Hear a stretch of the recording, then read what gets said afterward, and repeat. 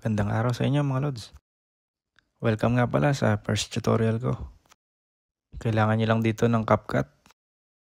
Tara, let's G. Import lang natin yung mga bidyong kailangan natin dito sa CapCut mga lods.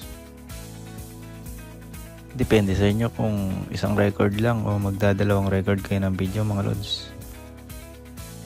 Kung mapapansin nyo, naka-split na yung mga video natin dito mga lods. Yan yung magiging guide natin para sa timing mga lods. Touch add overlay mga lods. Para yung pangalawang video natin mapunta agad sa baba mga lods. Long press lang natin yung clip at ilagay sa unahan. I-move natin yung clip base sa guide na ginawa natin mga lods. Dahan-dahan natin i-preview para makita natin yung transition mga lods. Ayan, pwede na yan mga lods. Touch lang natin yung clip sa baba.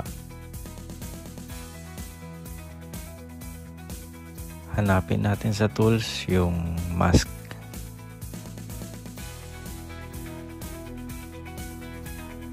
Ayan mga lods. Piliin natin yung horizontal.